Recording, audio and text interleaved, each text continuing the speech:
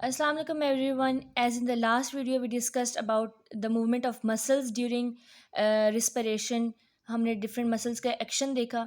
अब हम देखते हैं कि किस तरह प्रेशर कंट्रोल कर रहा होता है इस पूरे सिस्टम को. ठीक है, कुछ प्रेशर्स होते हैं जो कि रिस्पिरेशन को कंट्रोल कर रहे होते हैं. तीन तरह के प्रेशर्स होते हैं, एक pleural pressure, alveolar pressure and then transpulmonary pressure. ठीक है, सबसे पहले हम देखते हैं प्लूरल प्रेशर क्या होता है. अब देखिए हमारे पास फॉर एग्जांपल ये लंग्स हैं हमारे पास. ठीक है, और लंग्स हैं ये ऊपर कनेक्टेड हैं ट्रेकिया वगैरह के साथ.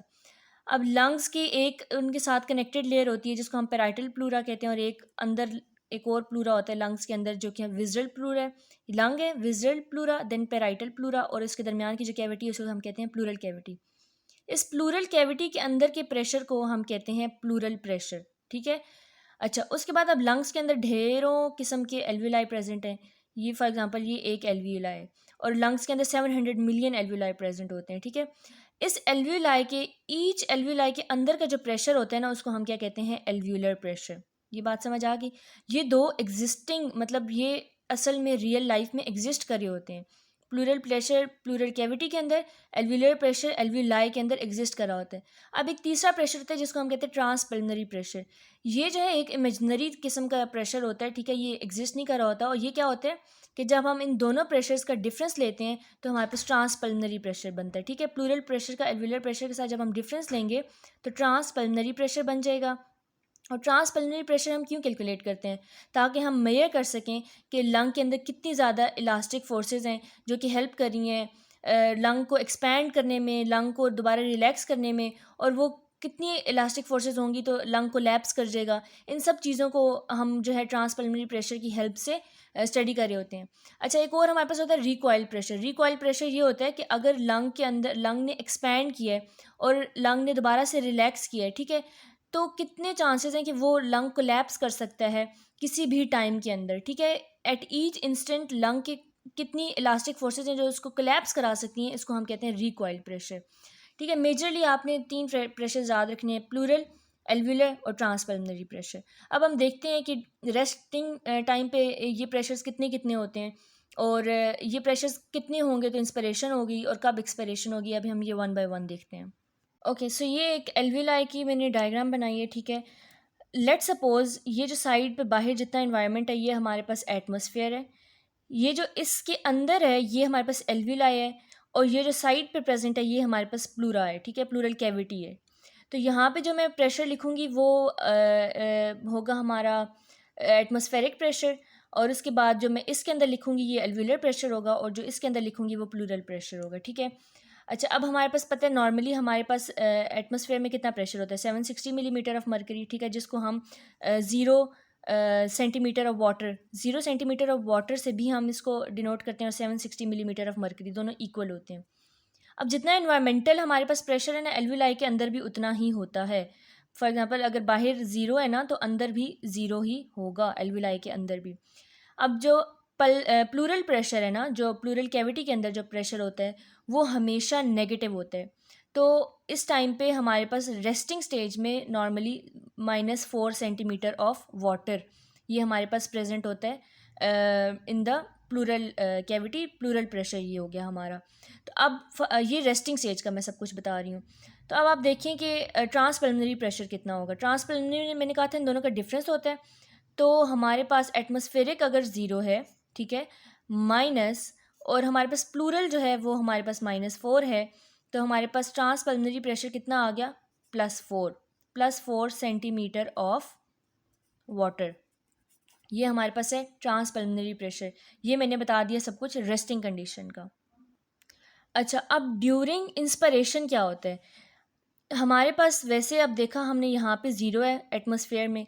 इंस्पिरेशन में क्या होता है कि जब हम हमारा अंदर का जो एल्वियुलर प्रेशर है ना वो -1 हो जाता है. ज़ीरो से क्या हो जाता है, -1.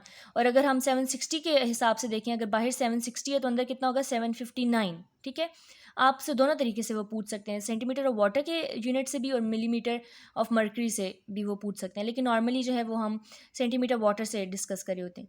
अच्छा अब अंदर का जो एल्वियुलर प्रेशर है वो -1 हो जाता है ड्यूरिंग इंस्पिरेशन. ये मैंने रेस्टिंग का सब कुछ बताया था. अब हम इंस्पिरेशन को डिस्कस करें. इंस्पिरेशन में क्या होता है कि जब अंदर -1 होगा ना, तो ज़ाहिर सी बात है हाई मतलब कोई भी चीज़ हायर कंसंट्रेशन से लोअर कंसंट्रेशन की तरफ मूव करती है। 0 इज़ ग्रेटर देन -1, बाहर प्रेशर ज़्यादा है, अंदर कम है, तो एयर जो है ना वो अंदर आना शुरू हो जाएगी।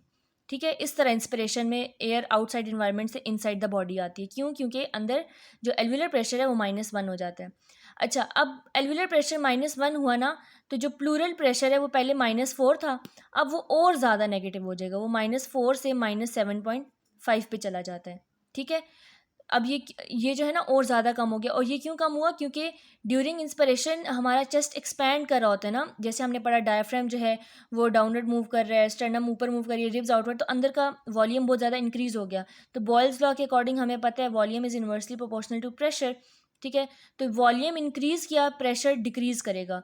तो पहले प्रेशर -4 था, अब और कम होकर -7.5 चला गया। ये बात समझ आ गई आपको? तो जब ये अंदर प्रेशर -1 हुआ तो एयर एंटर होना शुरू हो जाएगी, और कितनी एयर आएगी? 0.5 लीटर ऑफ एयर जो है वो 2 सेकेंड्स के अंदर हमारे इंस्पिरेटरी फेज में अंदर आ जाएगी। अब इसके बाद क्या होगा? इंस्पिरेशन हो गई है तो अब एक्सपायरेशन स्टार्ट हो जाएगी। ओके, सो एक्सपायरेशन में अब क्या होगा कि हमारे पास पहले इंस्पिरेशन में हमने देखा था -1 और बाहर कितना था? 0। अब ये -1 से ये प्रेशर कितना चला जाएगा? +1 पे। जब ये प्रेशर +1 पे आ जाएगा ना, तो इट मीन अब बॉडी ने एक्सपायर करना है, एक्सहेल करना है। अंदर +1 है, बाहर तो कांस्टेंट ही रहेगा, 0 ही। अब higher to lower concentration move करना है। अब पहले बाहर ज़्यादा था तो अंदर मूव किया, अब अंदर ज़्यादा हो गया, तो अब एयर क्या करेगी? एयर जो है वो आउटसाइड मूव करना स्टार्ट हो जाएगी, क्योंकि ये +1 था। ठीक है, और अब क्या होगा कि हमारे पास जो था जो प्लूरल प्रेशर था, ये भी नॉर्मल आना, मतलब अपनी ओरिजिनल स्टेट की तरफ आना शुरू हो जाएगा, तो वो दोबारा से -4 सेंटीमीटर की तरफ आ जाएगा। तो अब ये +1 है, एयर बाहर जाना शुरू होगी, और ये जाती रहेगी तब तक जब तक ये अंदर वाला भी 0 ना हो जाए। तो जब ये 0 होगा तो हम दोबारा से रेस्टिंग स्टेज पे पहुंच गए। तो इस तरह ये जो है रेस्टिंग से हमारे पास इंस्पिरेशन होती है, और इंस्पिरेशन से एक्सपायरेशन स्टार्ट होती है, और एक्सपायरेशन से दोबारा से हम रेस्टिंग स्टेज में पहुंच जाते हैं। तो इस तरह हमारे पास सारे प्रेशर्स मैनेज होते हैं ड्यूरिंग रिस्पिरेशन। अच्छा, अब एक क्वेश्चन पूछा जाता है कि हमारे पास जो ये प्लूरल प्रेशर है ये माइनस क्यों होता है हमेशा? ठीक है, -4 है, -7 है, -4 है, ये मतलब माइनस क्यों होता है? तो इसकी रीज़न ये है कि फॉर एग्जांपल ये हमारे अगर लंग्स हैं, ठीक है, ये प्लूरल कैविटी है, ये लंग्स हैं, ठीक है, ट्रेकिया के साथ अटैच हैं। ये हमारे पास विसरल प्लूरा, पेराइटल प्लूरा, और ये प्लूरल कैविटी, सॉरी।